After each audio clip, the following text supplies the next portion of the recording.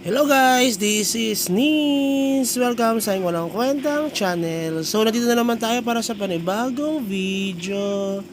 Ngayon guys, i-explain lang natin yung skill evolution. No? Kasi before, parang naputol tayo dito sa explanation. So, marami na rin nagtatanong about doon sa skill evolution, kung ano ba ang magandang gawin or pataasin dito sa skill evolution. Lalo, medyo mahal pa pag magre-reset nito. 300 just din kapag gusto mong i-reset yung skill evo mo. I'm not sure if sa mga new servers na create ngayon ay meron ng skill evolution. Pero as far as I know, yung mga 520 meron na sila. Okay? So bakit ba pinataas natin itong Aurora muna instead of Pyroblast? Okay, meron kasing explanation dyan para sa akin kasi most of the players din ay mas pinataas nila yung Pyroblast. Pero para sa akin at saka itong top 1 wizard namin, ang kanyang pinapataas ay yung kanyang Aurora. Okay, malakas din yan guys. Sobrang lakas niyan. Okay, so ngayon, ang aking skill evolution kung bakit ko siya pinataas instead of Pyroblast. Unahin muna natin kung bakit hindi Pyroblast. Okay, ito patatasin natin sa susunod yung Pyroblast. Maganda rin ang sanang bigay nito. Yung Pyroblast has 3% chance to trigger or 1% chance to trigger superiority strike. Okay, maganda yung bigay niyan sa totoo lang. Pero ito ang ayaw ko guys, yung increased Pyroblast splash damage by 7%. Okay, ayaw ko niyan guys, hindi ko siya na-appreciate. Siguro sa susunod kasi usual na nakikipag PVP lang naman ako 1v1. Okay, or sumasaw-saw ako, pumapatay ako ng low level. Okay, mas mababa sa atin, lalo kapag sa mga bot, yun, pinapatay natin. So, usually naman kasi, isa lang sila. Okay, or kapag nagre-red boss tayo, isa lang. So, hindi ko siya masyado magagamit itong mga splash damage na ito. So, kaya hindi ko muna siya pinataas. Okay, ganun din sa Guardian Soul, hindi ko muna siya pinataas kasi mas importante sa akin itong Aurora dahil dito sa Aurora, after dealing damage with Aurora, there is a 3% chance to increase the next Aurora damage. Okay, madalas ko siyang ginagamit itong Aurora na ito. Yeah, so ngayon ay dealing damage with Aurora with 25% chance to increase the next Aurora damage. So, ilang seconds lang naman ang cooldown niyan at madalas siyang nagka-cast din. Okay? Tapos, sa Aurora na yan, guys, meron pa siyang, yan, sabi dito, Aurora deals sa max level na 4% additional increased damage per target hit up to 16. Okay, so maganda yan. Kaya nga kapag lagi mo tinatamaan yung red boss, yung mga PvP, talagang magpipenetrate or guguhit sa kanila tong Aurora.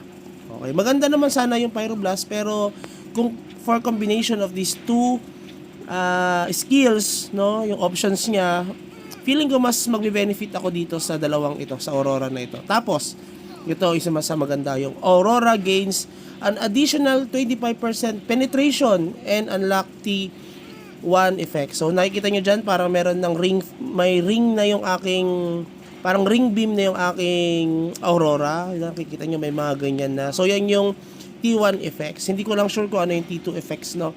Pero yan ay ma-unlock na rin natin sooner or later. Siguro maybe 2 days from now or 3 days from now. Ma-unlock na natin siya. So yan yung isa sa mga gusto ko. Okay, nag-message yung akin, Lalabs. So shout out sa'yo, Lalabs. Mamaya kita re-replyan. Recording tayo ngayon. Siyempre dapat bigyan pa rin natin time ang isa sa mga importante sa buhay natin. Okay? So next naman dito is yung Aurora has a chance to be used again. Okay, ibig sabihin magagamit natin ulit yung Aurora. Once na ano yung Aurora na nag-hit yung Aurora, pwede natin siya ma-hit ulit without any cooldown. By chance pa rin siya. Aurora has 20% chance to also strike another target. Okay, hindi same target, another target. So effective siya sa akin para dun sa pag nagda-dungeon ako sa Devil Square na pag nagpapa-level tayo kasi minamanual ko kasi siya. This secondary Aurora will not trigger additional strike. Okay, pag na once na umatake na ulit yung Aurora natin, siguro by cooldown pa rin siya. Yung unang Aurora, then yung walang cooldown, then syempre cooldown ulit, no? So by 20% siya mag-trigger. Okay, bakit kaya yan? No, yan isa sa mga magagandang skill. Kasi guys, kapag nagdi-DS tayo, ito yung aking skill. Okay, palitan natin na. Saan ba yun? Ito.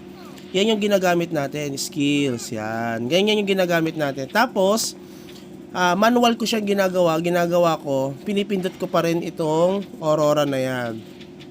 Okay? Pag pinindot, mas maganda kasi yan, mas mabilis ako magpa-level, mas mabilis pumatay ng mobs, mas mataas yung level niya pagka minamanual yung kiniklik itong Aurora.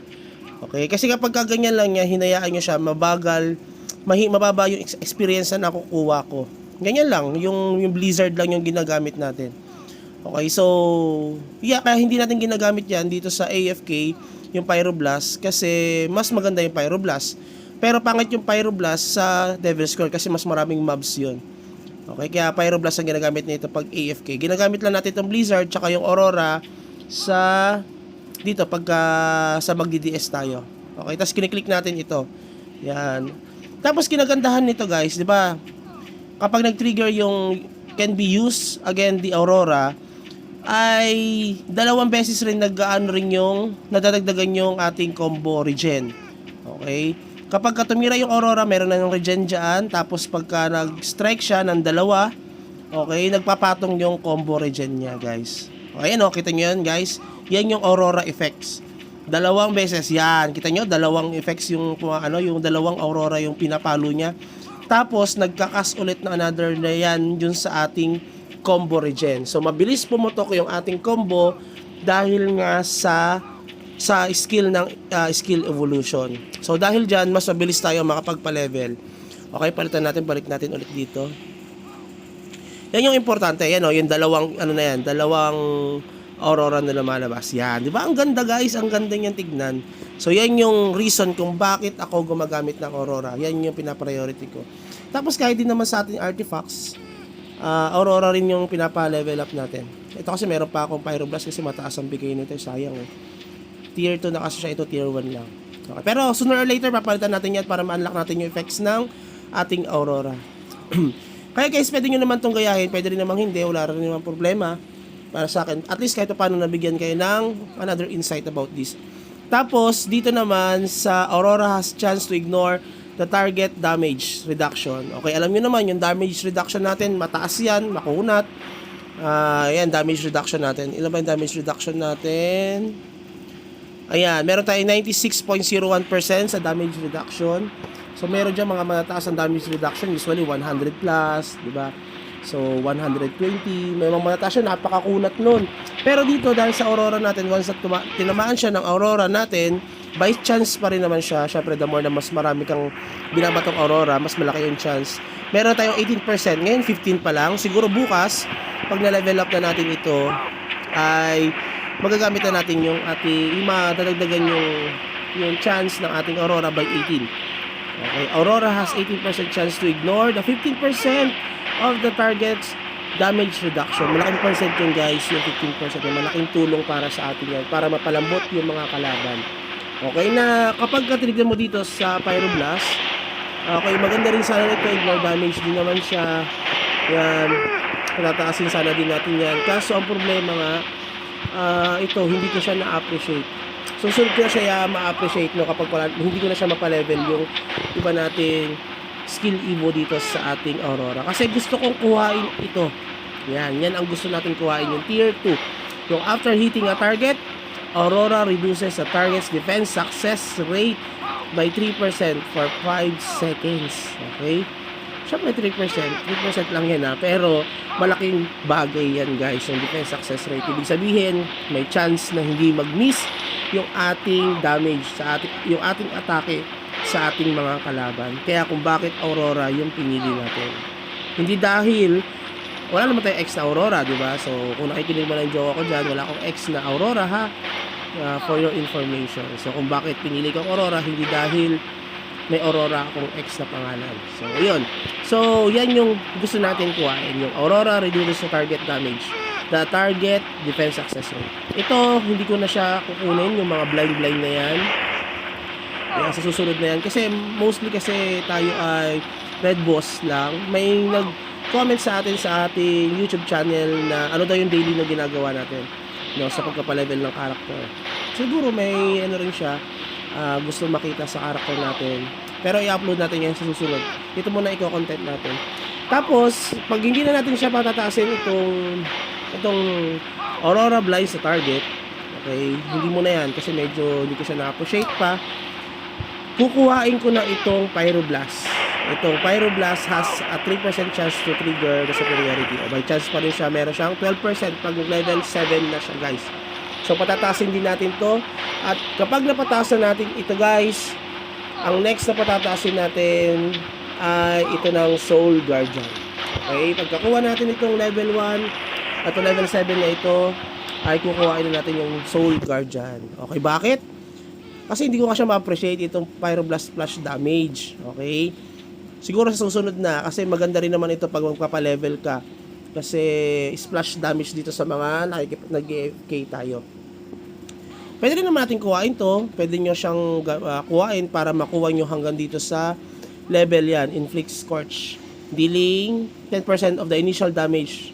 No? So, pwede natin ito para ma-unlock din natin yung effects ng tier 2 ng Pyroblast. Tapos, makuha rin natin itong mga option, yung option na bigay para sa atin. Maganda tulong yan hanggang tier 2. Pero yung tier 3, hindi ko siya masyadong ma-appreciate, no? Maganda sana to stun. Kaso masyado na malayo, mahirap magpa-level nito, guys. Pero siguro, kapag nakuha na natin ito hanggang tier 2, i-stop muna tayo. Tapos pupunta na tayo dito sa Guardian Soul. Maganda sana ito, yung tier 4. Kaso, mas maganda kasi yung Guardian Soul na ibang option eh. Okay, chance to leave the flame porch. Okay, wag na yan. Sa susunod na yan, guys, no? Kasi patataasin rin natin itong Guardian Soul natin, guys. Itong yan. Maganda to. Pagka na-Guardian Soul tayo, 'di ba? Yung mana shield na tinatawag. Sabi dito, Guardian Soul has a 20% chance to absorb 50% of superiority strike damage. Siyempre may cooldown pa rin yan. 15 seconds yung cooldown. So, ibig sabihin nun, may 20% chance na yung superiority strike, tinagalog, you know? Ibig sabihin lang yan, titigas tayo, kukunat tayo.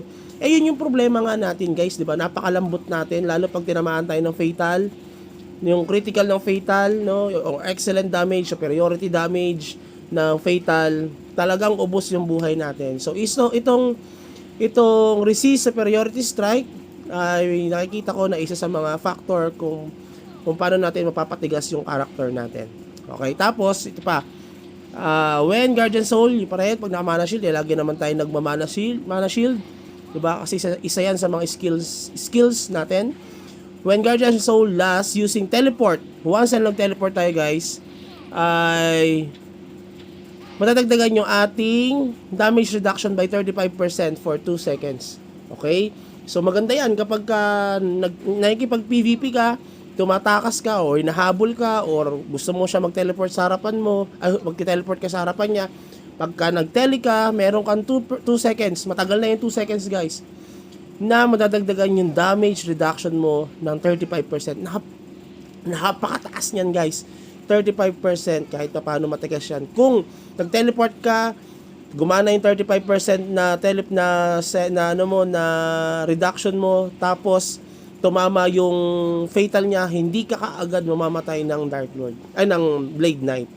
Okay, yung sa Blade Knight, hindi ko kasi alam kung ano mga skills na bigay sa kanila. Siguro maganda rin, pero itong bagay na to, kapag nag-teleport tayo, malaking factor yan.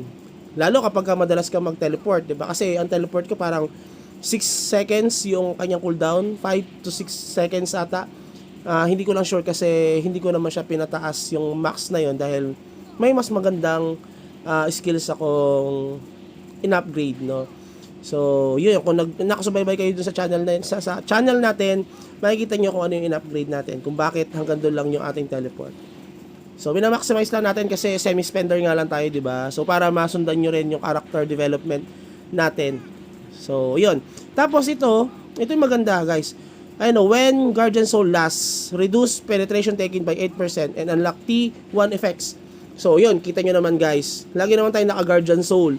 So, yung penetration, sabi ko nga sa inyo, yun yung parang hindi nag-i-effect yung mga natin, yung mga ating defense pag may penetration. Masakit yan, guys. Yan yung gumuguhit talaga pagka na-penetrate tayo. Kung mapapansin nyo yung mga old elf dati, meron silang skill na penetration. Yun, kapag tumama yung penetration ng skill nila sa atin, talagang gumuguhit. So, malaking tulong yan para tumigas tayo dahil marireduce yung by 8%, syempre, yung penetration damage ng mga kalaban sa atin. So, mas titigas tayo. Malambot nga kasi ang wizard. So, maganda tong skill na to para sa atin. Kaya, hindi natin siya patataasin agad ng max itong ating Pyroblast. Makuha lang natin yung T2 effects. No? Yan lang kukuhain natin. Tapos, dito na tayo sa Guardian Soul. Okay? So, or hanggang dito nga lang tayo eh. Hindi ko nakukuha ito. Pero sayang din kasi ito. Isa lang ay dadagdag natin eh. So, once na na-upgrade na natin yan, hanggang dito lang ako sa hanggang dito lang ako sa Malison. Okay? Pag nakuha na natin tong T1 effects na to, pupunta na tayo sa Malison. Ito yung poison na ginagamit natin sa mga red boss. Okay? Naka-Guardian Soul ka. Tinamaan mo yung target na Malison. Yung poison natin, ito yan guys. Pakita ko sa inyo. Ito, yan, Malison. Poison yan, guys. Okay? Level 4 nga lang eh. So, kapag tinamaan sila ng poison, skills. Pag tinamaan sila ng poison, guys, meron chance, by chance pa rin. Malison reduces, hindi pala, mababawas, hindi siya by chance. Reduces talaga the target's damage bonus by 15% for 4 seconds. Okay? So, dahil dyan, titigas pa rin tayo. Kukunat tayo dahil mababawasan nga yung damage ng kalaban sa atin. Once na tinamaan sila ng poison, yung poison naman natin, di ba naglala siya 15 seconds? Yung poison, yung effects nitong poison, yan o. 4 seconds lang pala. 4 seconds in 15% yung damage reduction sa kanya. Yung damage niya mababawasan. Ang skill natin, ang cooldown lang nito ay, paano ba makikita dito? Hindi ko makita. 4 seconds din. Okay, 4 seconds din. So, parang, ilan lang, 0.57 seconds yung, yung difference niya doon sa skill natin dito sa Malison.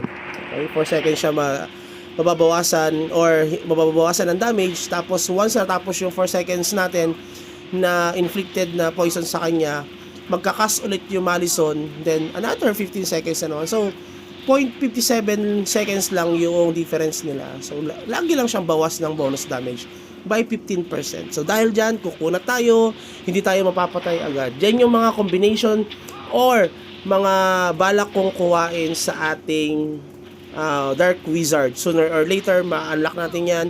At yun yung plano natin. So, kayo, depende pa rin sa inyo kung ano yung mga gusto nyo unahin. Pero para sa akin, binibigyan ko kayo ng insight and guides para dito sa Dark Wizard natin. Sa ibang mga klase, hindi ko alam. Siguro meron din mga skills sa inyo na pampatigas at pampalakas, no? Hindi lang siguro yung Robust or yung Miracle Coffee yung pwede magpatigas sa inyo. Okay? So, yun lang siguro. Kung umabot ka pala dito sa dulo na ating walang kwentang video, please consider like and subscribe para updated kayo sa mga susunod na videos natin. So, yun lang guys. Have a good day. Bye-bye!